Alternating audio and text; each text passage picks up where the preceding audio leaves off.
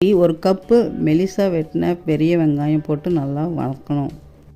2 வரமிளகாய் கிள்ளி சேர்த்து அதையும் நல்லா வதக்கணும். ஒரு 1/4 டீஸ்பூன் சோம்பு சேர்த்துட்டு அரைச்ச விழுதை கொட்டி நல்லா கலக்கணும். பச்சை வாசனை போய் நல்லா எண்ணெயெல்லாம் பிரிஞ்சு வரணும்.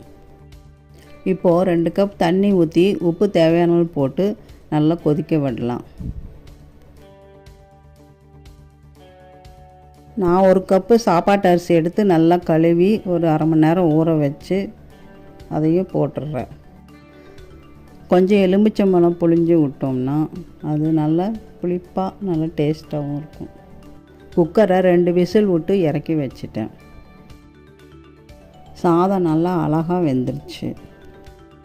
மிச்சமாகிற கொத்தமல்லி புதினா வச்சு ஒரு ஈஸியாக குக்கரில் லஞ்சுக்கு ஒரு சாப்பாடு ரெடி.